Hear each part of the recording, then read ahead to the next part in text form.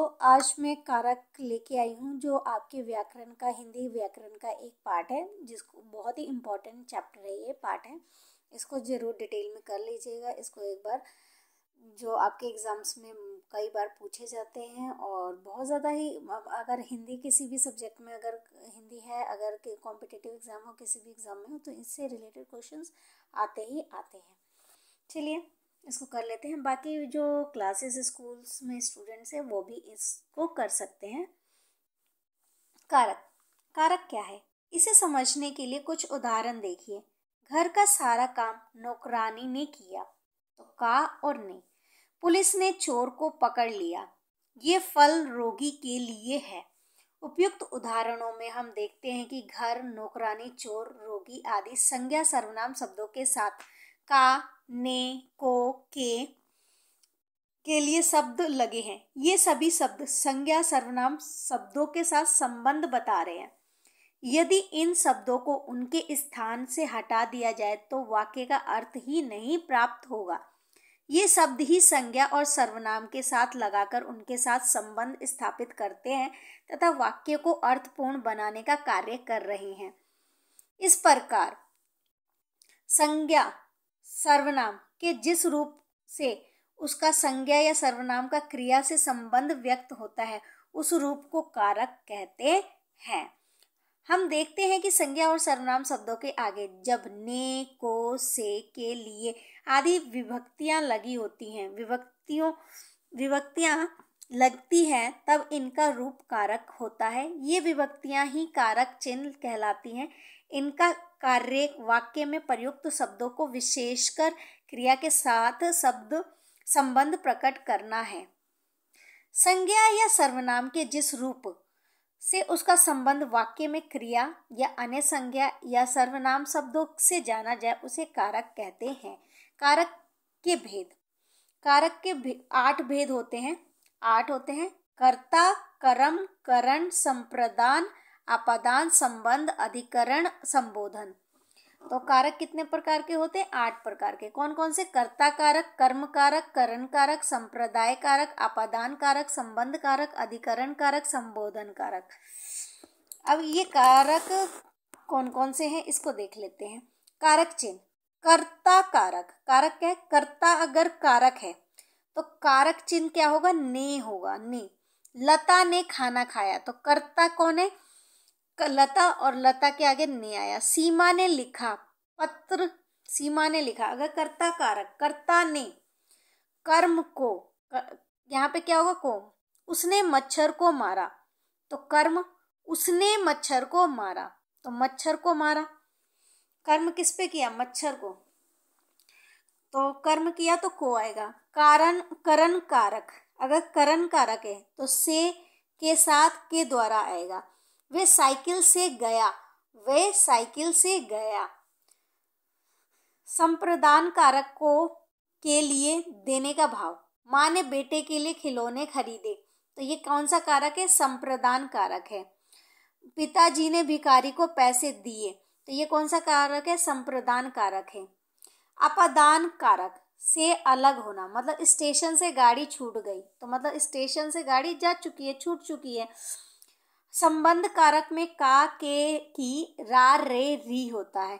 वे नितिन का मित्र है, ये हमारी पुस्तक है, तो यहाँ पे री आ गया और यहाँ पे का आ गया, तो इससे हमारा संबंध बता रहा है कि ये किसकी पुस्तक है? नितिन की पुस्तक है, तो ये हमारा संबंध कारक है।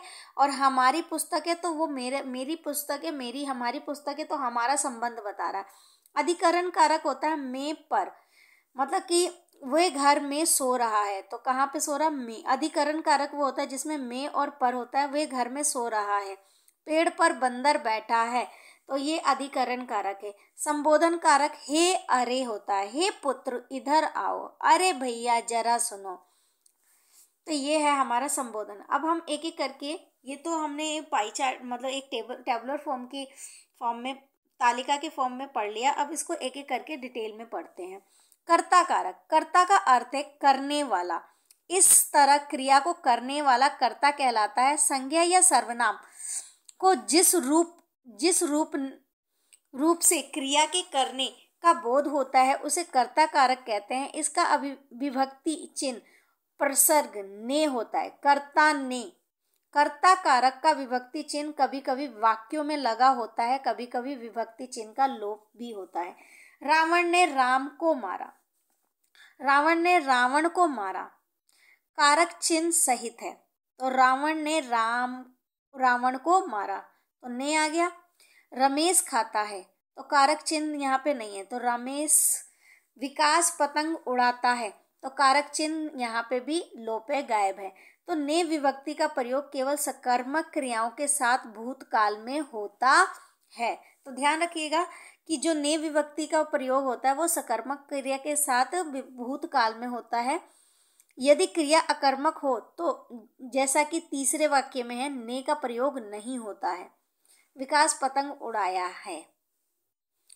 वर्तमान काल और भविष्य काल में सकर्मक क्रिया हो तो भी ने का प्रयोग नहीं होता है, जैसे कि रीता सेब खाती है, रीता सेब खाएगी, तो नहीं होता है इसमें, मतलब आपका कर्ता कारक का इस्तेमाल। कर्म कारक, कर्म कारक वाक्य के जिस पर कर्ता द्वारा संपन्न क्रिया का प्रभाव पड़ता है या फल पड़ता है उसे कर्म कारक कहते हैं। मतलब वाक्य में जिस पर कर्ता द्वारा, मतलब कर्ता के द्वारा पूरा संपन्न क्रिया का प्रभाव या फल पड़ता है उसे कर्म कारक कहते हैं। इसका विभक्ति चिन्ह को है। कर्ता पहला है, कर्ता ने कर्म को, तो कर्म को इस कारक चिन्ह का प्रयोग कभी कभी वाक्य में होता है, कभी कभी नहीं होता है। अपरिचित कर्म के साथ विभक्ति चिन्ह नहीं लगता है। लड़के विद्यालय जाते हैं। तुमने पत्र लिखा, सुस्मिता ने पत्र पढ़ ली। परिचित और निश्चित कर्म के साथ को लगता है, जैसे कि सिपाही ने चोर को पकड़ा, माधुरी ने बच्चों को कविता पढ़ाई। को परिचित कर्म, चोर को बच्चों को के साथ, राजेंद्र ने सितार बजाई। ये अपरिचित कर्म सितार के साथ प्रयोग नहीं होगा। बुलाना, सुलाना, कोसना, पुकारना, जगाना, भगाना इत्यादि क्रियाओं के कर्मों के साथ को विभक्ति लगती है। मारना क्रिया का अर्थ जब पीटना होता है तब कर्म के साथ विभक्ति लगती है। यदि मारना का अर्थ शिकार करना है तो विभक्ति नहीं लगेगी। पुलिस ने चोर को मारा, मारने के अर्थ में है। शिकारी ने बाघ मारा, शिकार के अर्थ में है। कर्म विभक्ति चिन्ह होने पर क्रिया सदा पुल्लिंग होगी, विभक्ति चिन्ह होने पर कर्म के अनुसार होगी। जैसा कि अशोक ने सेब को खाया, विभक्ति सहित पुल्लिंग। अशोक ने रोटी खाई, विभक्ति रहित कर्म के अनुसार स्त्रीलिंग। करण कारक, क्रिया को करने में कर्ता जिस साधन की सहायता लेता है उसे करण कारक कहते हैं। करण कारक की विभक्ति से के द्वारा होता है। जैसे नीलम ने चाकू से फल काटा, तो किसी का करण कारक वो कारक होता है जिसमें हम किसी साधन का या किसी वस्तु का इस्तेमाल करते हैं, उसे करण कारक कहते हैं। मेरे पिताजी ने पत्र के द्वारा सूचित कर दिया। आकांक्षा बस से घर आती है, तो ये कौन से कारक है? करण कारक है।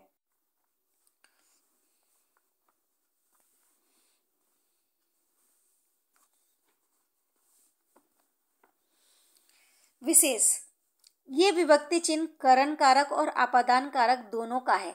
यदि से विभक्ति चिन्ह साधन के रूप में प्रयुक्त होता है तो करण कारक है, परंतु जब ये विभक्ति चिन्ह अलगाव का संकेत करता है तो ये आपादान कारक है। जैसा कि वे कुल्हाड़ी से पेड़ काटता है, तो ये आपका करण कारक है। लेकिन पेड़ से फल गिरा, तो फल गिरा अलग हो गया ना, अलगाव के रूप में, तो वो आपादान कारक है।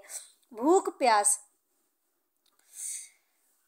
प्यास, जाड़ा, आँख, कान, पाँव इत्यादि शब्द यदि एक वचन करण कारक के विभक्ति चिन्ह सहित होते हैं तो एक वचन होते हैं, परंतु यदि विभक्ति चिन्ह रहित होते हैं तो वो बहुवचन होते हैं।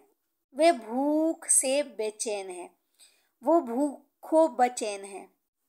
लड़का प्यास से मर रहा है, लड़को प्यासो मर रहा है।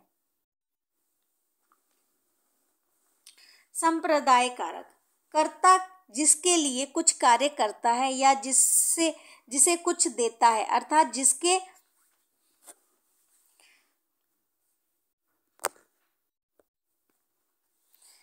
जिसके लिए कुछ किया जाए कुछ दिया जाने का बोध कराए, इस पद को संप्रदान कारक कहते हैं। संप्रदान कारक की विभक्ति को के लिए, वास्तव और के हेतु जैसे यूज किए जाते हैं। रोगी को औषधि दो, विद्यार्थी परीक्षा के लिए पढ़ रहे हैं, मैं उसके लिए मिठाई लाई। कर्म कारक और संप्रदाय कारक एक ही विभक्ति चिन्ह को, परंतु दोनों के अर्थों में अंतर होता है। संप्रदान का को के लिए अव्यय के स्थान पर उसके अर्थ में प्रयुक्त होता है, जबकि कर्म में विभक्ति चिन्ह को का के लिए अर्थ से संबंध नहीं है। के हित, के वास्ते, के निमित्त आदि विभक्ति वाले अव्यय भी संप्रदाय कारक के होते हैं। आपादान कारक संज्ञा सर्वनाम का वो रूप जिसमें किसी वस्तु या पदार्थ को अलग होने का बोध होता है, वो अपादान कारक कहलाता है। जैसे हिमालय से गंगा निकलती है, वे घर से बाहर गया, पेड़ से पत्ता गिरा। अपादान और करण दोनों कारकों का विभक्ति चिन्ह से है, किंतु दोनों के प्रयोग में अंतर है। करण कारक में से है क्रिया के साधन का बोध कराता है, जबकि अपादान कारक में से द्वारा अलगाव का भाव व्यक्त कराता है। राकेश गांव से दिल्ली बस से आया, ये गांव से अपादान कारक है क्योंकि इस गांव से पृथक होने का बोध हो रहा है। बस से करण कारक है क्योंकि ये एक क्रिया के साधन का बोध करा रहा है। संबंध कारक संज्ञा या सर्वनाम के जिस रूप से एक व्यक्ति का दूसरी वस्तु के साथ संबंध प्रकट हो, उसे संबंध कारक कहते हैं। इसका विभक्त चिन्ह का होता है। वचन लिंग के अनुसार इसकी विभक्ति के और की है और इस कारक के अधिकार कर्तव्य, कार्य, कारण, मूल, भाव, परिणाम आदि का बोध होता है। जैसे चेतक महाराणा प्रताप का घोड़ा था, ये मेरी पुस्तक है। का, के की अतिरिक्त रा, रे, री, ना, ने, नी भी संबंध कारक के प्रसर्ग है। किसकी, किसका, किसके, किसकी, किसके शब्द लगाकर प्रश्न करने पर संबंध कारक की पहचान हो जाती है और ये प्रश्न का उत्तर आता है तो वो संबंध कारक कहलाता है। संबंध कारक में प्रसंग प्राय सर्वनामों के साथ मिलाकर लिखे जाते हैं, जैसे इसका, उसका, आपका, आपकी, अपनी, तुम्हारी, हमारी आदि। इसी तरीके से अधिकरण कारक है। संज्ञा या सर्वनाम के जिस रूप में क्रिया का आधार, स्थान, भाव या काल प्रकट होता है, उसे अधिकरण कारक कहते हैं। इसके विभक्ति चिन्ह में और पर है, जैसे कि बंदर पेड़ पर बैठा है, मछली पानी में रहती है, पुस्तकें मेज के ऊपर रख दो। इस कारक में कभी कभी में के अर्थ में पर और पर के अर्थ में में का प्रयोग होता है, जैसे कि तुम्हारे घर पर 4 आदमी है या घर में 4 आदमी है। नाव जल में तैरती है, नाव जल पर तैरती है। समय, स्थान और अवसर क्रियाओं के प्रमुख आधार अर्थात अधिकरण होते हैं। कहाँ, कब लगाकर प्रश्न करने पर अधिकरण कारक की पहचान होती है। प्रश्न के उत्तर में जो प्राप्त होता है वो अधिकरण कारक होता है।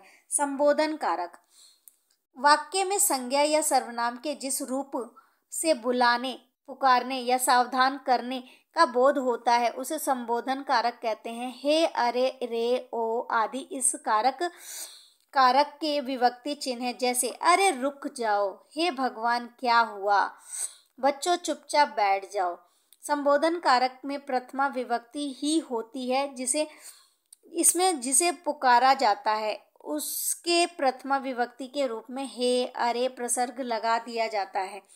संबोधन कारक में प्रसर्ग संज्ञा सर्वनाम से पहले लगता है और उनके बाद संबोधन का चिन्ह लगता है। यदि प्रसर्गों के साथ नाम आदि लगा हो तो संबोधन का चिन्ह नाम के बाद लगता है, जैसे हे राम, अरे राम, हे प्रभु आदि।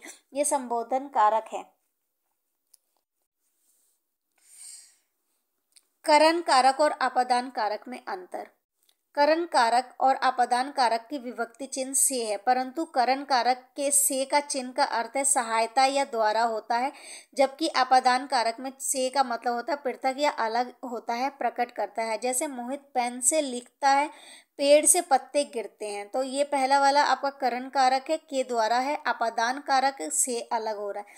कर्म कारक और संप्रदान कारक में अंतर, इन दोनों ही कारकों का विभक्ति चिन्ह को है, परंतु इनके अर्थ में भिन्नता है। कर्म कारक में जिस शब्द के साथ विभक्ति को जुड़ी होती है उस पर क्रिया का फल पड़ता है, जबकि संप्रदान कारक की विभक्ति का अर्थ के लिए होता है, यानी यहाँ किसी को कुछ देने या किसी के लिए कुछ काम करने का भाव निहित होता है। जैसे माँ बच्चों को दूध पिला रही है, तो कर्म कारक है, हमें खाने को कुछ नहीं मिला, तो खाने के लिए ना, तो संप्रदान कारक है।